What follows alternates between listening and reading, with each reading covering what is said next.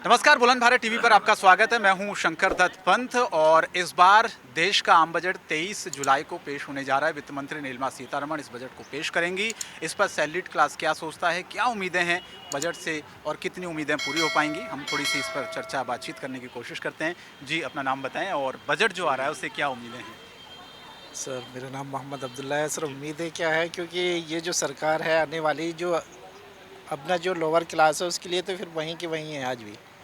इसमें क्या, सबसे पहले हमारा जो है एजुकेशन, मेडिकल, ये चीज़ें होनी बहुत ज़रूरी है। और क्या हम बजट में ही अपना जो लाके, जो उसके पास वो इतना अवेयर नहीं होता है, जीएसटी वीएसटी को इतना लाके इतना कंफ्यूज कर दिया है, वहीं का वहीं पे खड़ा हुआ है आम आदमी। टैक्स स्लैब को लेकर कुछ आप चाहते हैं बदलाव? टैक्स स्लैब भी सर, जो हमारा टैक्स स्लैब है इसको जो ना और इंक्रीज़ किया जाए थोड़ा। आप एक सैलरीड क्लास हैं, आपके मन में क्या चल रहा है बजट आने सर से? सबसे पहले तो क्या नाम है, शिक्षा स्तर पर जोर दिया जाए। अपना मेन टारगेट यही है, अपना शिक्षा पे फोकस किया जाए। और अपना मैं रियल इस्टेट की बात करूँ तो रियल इस्टेट में अपना तो टैक्स स्लैब के अंदर जो एम्प्लॉय आते हैं वो अपना जैसे अभी 7 लाख का स्लैब है तो उतना ही रखा जाए, ना कि इससे ऊपर। तो वही है, अपना जो घरेलू चीज़ें हैं इन पर पाबंदी लेके जाए। जैसे अभी फ़िलहाल करंट में इतनी मतलब महंगाई है, दाल चीनी वगैरह हैं, घर की रोज़मर्रा की जो डेली वेज की जो चीज़ें हैं, तो उस पे भी टैक्स कम किया जाए। देखा जाए तो वैसे भारत में ना हर चीज़ की रिक्वायरमेंट है। कोई एक बजट को अच्छे करने से हमारा देश ना ऊपर नहीं जाएगा। आईटी सेक्टर को ऊपर कर दोगे तो ऐसा नहीं है कि आईटी सेक्टर ऊपर होने से देश ऊपर हो जाएगा। फाइनेंस में भी रिक्वायरमेंट है, हर चीज़ की रिक्वायरमेंट है। देश में एक छोटी सी चीज़ से लेके बड़ी सी चीज़ के लिए हर चीज़ की रिक्वायरमेंट है। तो देखते हैं अब, आई होप कैसा होता है। नहीं, टैक्स स्लैब को लेकर देखो, इसके लिए क्या होता है, हमारे तुम्हारे लिए कुछ नहीं होता है। कह देंगे 5 से 7 हो गया, 7 से 8 हो गया, टर्म्स एंड कंडीशन डाल देंगे। सीए को पता है क्या करना है क्या नहीं करना है, ठीक है ना। हमें लगेगा कि 7, मतलब कहते हैं ना, गांव के किसी बुजुर्ग से पूछो भैया 7 लाख तक एकदम टैक्स फ्री है, लेकिन उनको ये नहीं पता है कि उसमें टर्म्स एंड कंडीशन क्या है, ठीक है ना। तो ऐसा कुछ नहीं है। देखते हैं टैक्स स्लैब में कितना होता है। 10 भी हो जाता तो ऐसा कुछ नहीं है कि बहुत बड़ी बात नहीं। बहुत बड़ी बात नहीं है। टर्म्स एंड कंडीशन क्या रखते हैं वो देखने वाली बातें हैं। स्लैब में मैंने नहीं रखता है। स्लैब तो है ही जो भी है, लेकिन टर्म्स एंड कंडीशन कितनी रहेंगी, आम आदमी के लिए कितना बेनिफिट है, तो वो देखते हैं आप। इस बार के बजट में टैक्स स्लैब कुछ इम्प्रूवमेंट होना चाहिए। कम से कम उसके अंदर 10 से 15 लाख तक का स्लैब होना चाहिए, जिसमें एग्जम्प्टेड होने चाहिए पब्लिक। अदरवाइज जो अभी रिजल्ट निकले हैं गवर्नमेंट के, में भी शायद that can be repeated again. So my view is this only. कितनी उम्मीदें हैं आपको, मतलब ऐसा? आई डोंट नो क्या उम्मीद हो, मतलब हर आदमी की अपनी उम्मीद है। अब वो क्या होगा वो तो एग्जीक्यूटर ही समझ सकते हैं। तो आपका मेन मुद्दा टैक्स स्लैब को लेकर ही है कुल मिला के। Yes, we are salaried people and we have only this. Sir, आपसे समझना चाहते हैं क्या सैलरीड क्लास क्या उम्मीदें लगाकर बैठा है इस बजट से? सर, सैलरीड क्लास की दो उम्मीदें हैं मेरे ख्याल से। एक तो ये जो टैक्स स्लैब है, अभी इसमें 5, 20 और 30% टैक्स है, टैक्स रेट। तो ये 5, 10, 15 हो जाना चाहिए।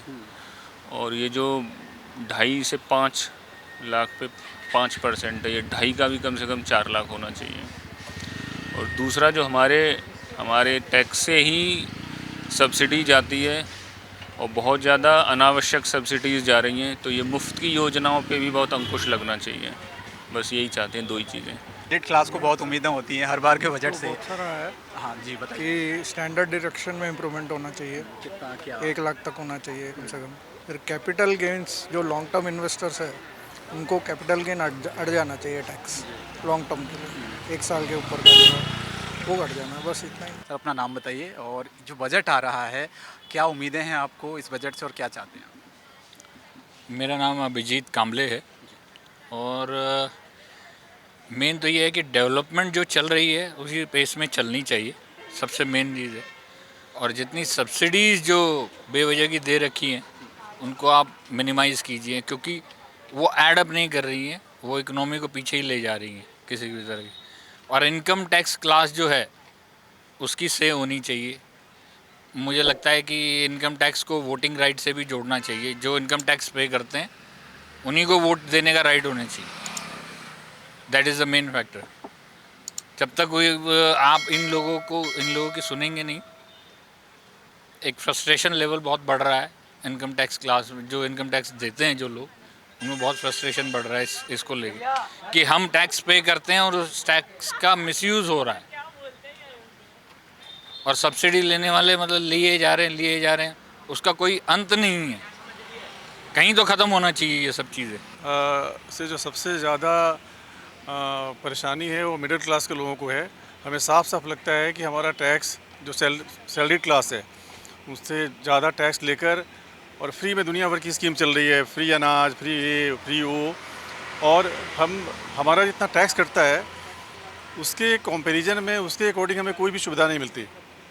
तो मेरा ये गट फीलिंग है कि आने वाला टाइम बहुत ही मुश्किल है कि लोगों का खूब टैक्स कटेगा और खूब लोग फ्री में गवर्नमेंट खूब फ्री में बांटेगी लोगों को, और लॉन्ग रन में ऐसा होगा कि जितने लोगों को फ्री में मिल रहा है वो सब नाकाबिल हो जाएंगे, काम करने की हैबिट उनमें रहेगी नहीं। और उसके बाद फिर क्या होगा, उसके बाद सिविल वॉर होगा, लड़ाई होगी, क्योंकि बड़े सारे लोगों को हैबिट लगी है फ्री में आराम से रहने की। तो हम कमा रहे हैं, गवर्नमेंट हमसे लेके लॉ बना के एम्प्लॉयर को पहले टैक्स काटना है, फिर सैलरी देना है। ये बड़ा ही डेंजरस है। अगर इस इशू पे गवर्नमेंट काम नहीं करती है ना, तो हम बाकी लोगों को अच्छे निगाह से देख पाएंगे, इसकी कोई गारंटी नहीं है। लेकिन ये फ्री वाला सिस्टम तो हर पार्टी ने अपना लिया, अब धीरे धीरे आप देख रहे हैं। हाँ, तो ये सभी पॉलिटिकल पार्टी के लिए चैलेंज है। असली दरअसल में कमी तो जनता की है कि इसमें जो गवर्नमेंट पहल करेगी उसको वोट आउट कर देगी जनता। लेकिन अल्टीमेटली सॉल्यूशन फाइंड आउट किसको करना है? पॉलिटिकल पार्टी करेगी ना। जो हमारे यहाँ सिस्टम है वो तो पार्लियामेंट से ही होगा। तो लेकिन आज न कल जो देश का हित चाहती है कोई गवर्नमेंट, तो चाहे मोदी गवर्नमेंट हो, कांग्रेस हो या कोई भी हो, उसको ये बिल्कुल सामने से एड्रेस करना पड़ेगा इस इशू को कि भाई ये लंबा नहीं चलने वाला है, इसमें लड़ाई होने वाली है, बहुत लंबी लड़ाई होने वाली है। आप कह रहे हैं इश्यूज पर बात, ये हाँ एकदम एकदम स्पेसिफिक कह रहा हूँ, बाकी पॉलिटिकल बात छोड़ दो, क्योंकि इसका इम्पैक्ट जो है बड़ा लंबा है।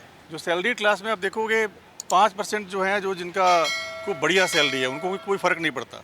95% तो बेचारे बड़ी मुश्किल से अपनी ज़िंदगी चला रहे हैं, ठीक है। और बढ़िया सैलरी के ब्रैकेट में आने के लिए आपका एज हो जाता है 50-55 और 30 से 40% टैक्स कटता है।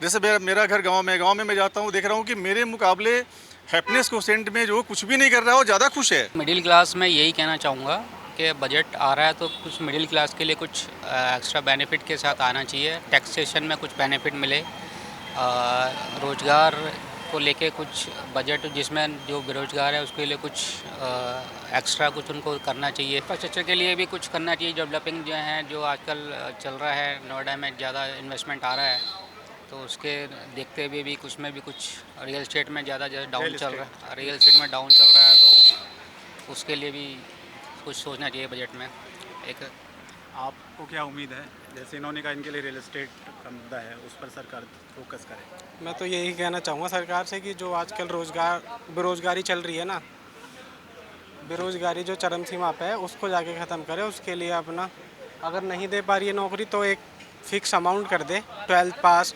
ग्रेजुएशन पास के लिए, जिनको बेरोज़गार भत्ता दे सरकार, ठीक है। और बाकी जैसे अपनी आर्मी वगैरह के लिए है, उन्हें ज़्यादा से ज़्यादा सुविधा प्रोवाइड कराएं रोज़गार में, ताकि उनको हेल्प हो सके और हमारे इंडिया अच्छे से मतलब आर्मी वाले लड़ सकें दूसरे देशों से।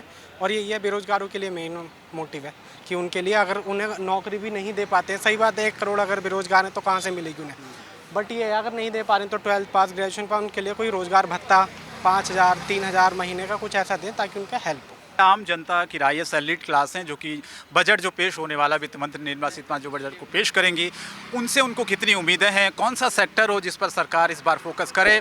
लेकिन ये तो आम जनता की राय है, युवाओं की राय है, सैलरीड क्लास की राय है। लेकिन जब बजट पेश होगा उसके बाद देखते हैं कि जनता की उम्मीदों पर ये मोदी सरकार के तीसरे कार्यकाल का पहला बजट कितना खरा उतरता है।